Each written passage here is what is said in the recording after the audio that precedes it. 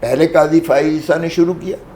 اس نے پہلا فیصلہ دیا کہ جی یہ جو ڈیفیکٹ کرتے ہیں, یہ جو غداری کرتا ہے اپنی پارٹی کے ساتھ, اس کا ووٹ کاؤنٹ ہوگا.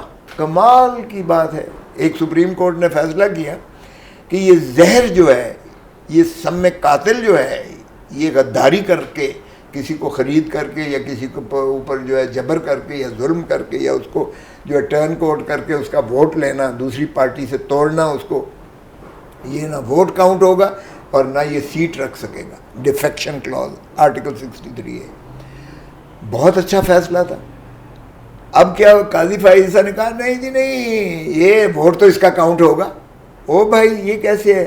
یعنی وہ سانپ کو تو آپ نے کہا یہ مر جائے کیونکہ سانپ جو ہے یہ ہے, لیکن اس کا زہر جو ہے وہ سرایت کر گیا, وہ زہر جو ہے اس کا اثر رہنا چاہیے اور وہ پراگندہ اور آلودہ ہونا چاہیے. آپ اس کا مطلب یہ ہے کہ آپ اس پارلیمان کو پراگندہ اور اس زہر آلود کر دیں گے.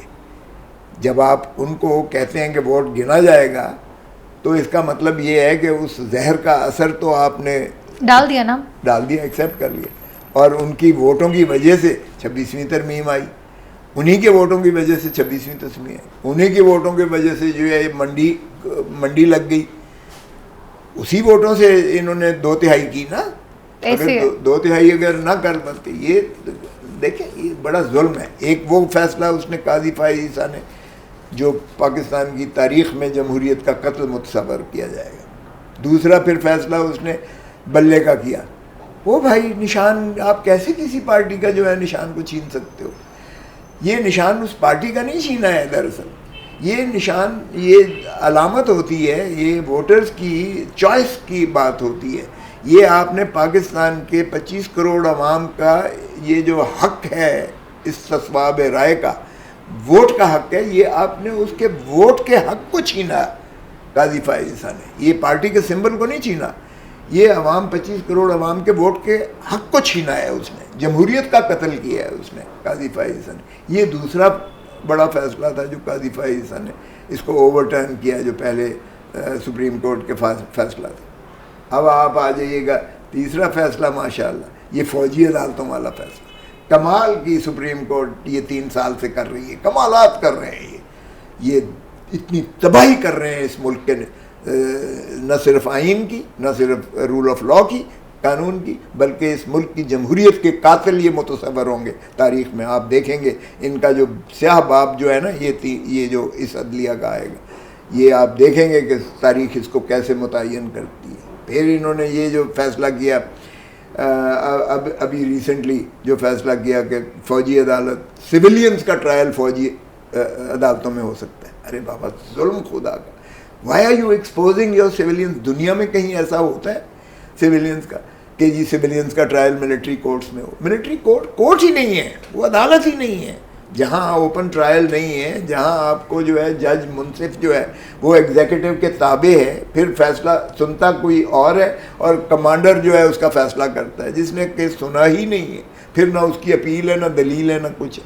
یہ بھی نہیں پتہ کہ ٹرائل کب ہو رہا ہے, کہاں ہو رہا ہے, کس طرح, کس جگہ پہ ہو رہا ہے, کوئی وکیل ہے اس کا نہیں ہے. ساروں کے کنفیشنل سٹیٹمنٹس, کمال کی اچھی بات ہے. اور پھر آپ اس کو جو ہے بھلے پھانسی دے دیں یا بھلے اس کو جو جتنی مرضی سزائیں دے دیں. یہ ایک خوف کے ذریعے حکومت کرنے کا ایک وتیرہ اور طریقہ ہے. کب تک خوف کرو گے یار؟ یہ خوف بھی آپ کا جو ہے, آپ خوف سے دلوں پہ طاری کر کے آپ سمجھتے ہیں کہ آپ ہر دل عزیز ہو جائیں گے یا آپ فیلڈ مارشل بن جائیں گے. ظلم مت کرو یار. اللہ کا دھرتی ہے, اللہ کی مخلوق ہے, اس پر جتنا ظلم کرو گے اتنا ہی بیک فائر کرے گا. جب ظلم انتہا کو پہنچتا ہے تو ظلم مٹ جاتا ہے. تو اس لیے ایسے فیصلے جو ہیں یہ سیاہ دور باب کے فیصلے ہیں. یہ تاریخ میں جو ہے ان کو سیاہ باب کے طور پر ہی دیکھا جائے گا اور ان فیصلوں کی کوئی اہمیت نہیں. اور پھر اب دیکھیں جو مذاق کیا ہے, یعنی مخصوص نشستیں 8 ججز کے فیصلے کو 7 جج منسوخ کر رہے ہیں. کبھی سنا ہے؟ ریویو میں 8 ججوں سے چلیں 10 جج ہوں, 15 جج ہوں, 16 جج ہوں, سمجھ آتی ہے کہ وہ اس کو اوور رول کرتے ہیں. 8 ججز کے فیصلے کو جو منصور علی شاہ صاحب کی سربراہی میں تھا اس کو 7 ججوں نے اوور ٹرن کر دیا. کمال ہی ہے. یہ ایسی ہی دنیا میں, ایسی ہی پاکستان میں جس میں خود ان کا جو ہے وزیر وہ جو ڈیفنس منسٹر ہے خواجہ آصف کہتا ہے یہ ہائیبرڈ ڈیموکریسی ہے. او بھائی تم تو خود کہہ رہے ہو ہائیبرڈ ڈیموکریسی ہے, تو کس جمہوریت کی, کس رول آف لاء کی, کس آئین کی تابع یہ حکومت چل رہی ہے؟ مجھے تو شرم آتی ہے اس اسمبلی کا حصہ ہوتے ہوئے بھی. اب تو مجھے دل کرتا ہے کہ کاش کہ میں اس اسمبلی میں اب نہ جاؤں, جو اسمبلی جو ہے ایک اس طرح کے جو عدلیہ کو جنم دیتی ہے, جو جس 26ویں ترمیم پاس کرتی ہے, اور جو اتنی فصاحیت کے, اور اسپیکر کو دیکھیں, اسپیکر میں نے تو پرسوں تقریر کی تو میرے تو انہوں نے جو ہے مائک بند کر دیا الٹیمیٹلی. یہی ایک طریقہ ہوتا ہے دبانے کا. آپ کا گلا دبا دیا پیکا ایکٹ میں ترمیم کر کے کہ جی یہ جو جرنلسٹ ہے اگر یہ من پسند یہ نشریات کریں گے تو وہ تو مثبت خبر ہے, ٹھیک ہے, ورنہ فیک نیوز ہے, اور فیک نیوز میں آپ کو 3 سال سزا اور 20 لاکھ جرمانہ ہوگا. تو یہ ایک قسم کا گلا بند کرنے کی طریقہ ہوتا ہے. تو اس طرح سے ڈریکونین لاز جو ہیں اگر آپ بنائیں گے اور اس طرح سے آپ گلا دبائیں گے تو نہ آپ کس دھرتی ماں کی تو کوئی خدمت نہیں کر رہے ہیں.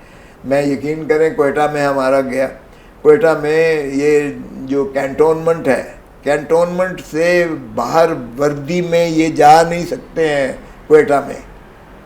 تو کیا ہم بلوچستان کو پھر ایک اور سانے کی طرف دھکیل رہے ہیں جو 1971 میں ہوا تھا ہمارے ساتھ؟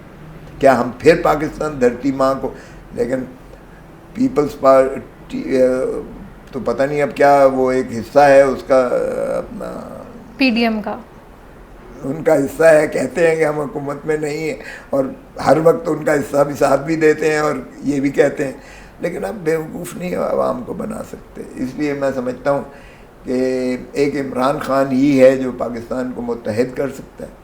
عمران خان اتنی قداور شخصیت ہے کہ وہ اسلامی امہ کو بھی اکٹھا کر سکتی ہے جس طرح بھٹو نے کیا تھا. عمران خان کو مخلصی دینا ہی اس ملک کی, اگر آپ نے بچانا ہے اس ملک کو, اور اگر آپ نے مسلم امہ کو ایک پیج پہ لے کر آنا ہے, تو عمران خان کو آپ کو چھوڑنا پڑے گا. سیاسی استحکام ہوگا تو ہی معاشی استحکام آئے گا, تو ہی یہ ملک ترقی کر پائے گا. سر لیکن ابھی کل کا فیصلہ اگر دیکھیں تو وہ بھی آپ کے اگینسٹ آیا ہے, تو اس کے بعد تو 2/3 میجورٹی گورنمنٹ کو آٹومیٹکلی مل رہی ہے, تو اب تو 27ویں ترمیم جب آ جائے گی تو کیا پاکستان تحریک انصاف پہ اور مشکلات نہیں بڑھ جائیں گی؟ پاکستان تحریک انصاف پر نہیں آئیں گی مشکلات پاکستان پر آئیں گی. معاف کیجیے گا, یہ جو غلط فہمی میں ہے کہ آج پاکستان تحریک انصاف زیر اعتاب ہے تو کل کو یہ نہیں ہوں گے.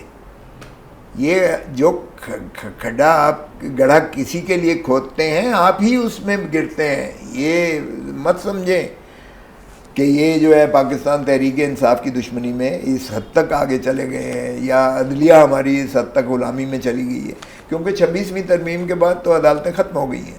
عدالتوں کی جو غیر جانبداری تھی, جو انڈیپینڈنس آف جوڈیشری تھی, جو ٹرائکوٹمی آف پاور تھی, جو 3 ستون تھے آئین کی ہماری بنیاد, وہ ایک ستون کو تو منہدم کر دیا ہے انہوں نے, ایگزیکٹو کے تابع کر دیا ہے انہوں نے. تو اس لیے یہ آئین تو 1973 کا رہا ہی نہیں ہے.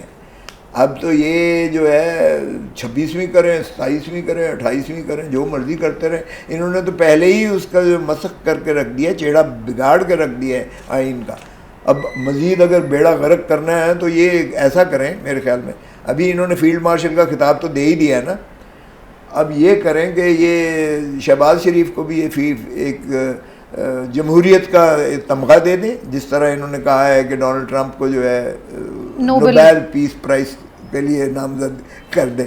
سب سے بڑے قاتل کو, جو دنیا میں سب سے بڑا قاتل ہے, جس نے حماس اور جو کچھ فلسطینیوں کا قتل و غارت گری ہو رہی ہے, جس انداز سے سیریا میں ہوا, جس انداز سے عراق میں ہوا, جس انداز سے لیبیا میں ہوا, کون سا ملک آپ دیکھیے گا کہ کس میں ماشاءاللہ ہمارے امریکہ کی کمی رہی ہے قتل و غارت گری میں, انسانیت کے اس میں. تو اگر اس طرح کرنا ہے تو میرے خیال میں اب یہ کہہ رہے ہیں کہ امیر المومنین کا خطاب دے دیں ذل سبحانی نواز شریف کو,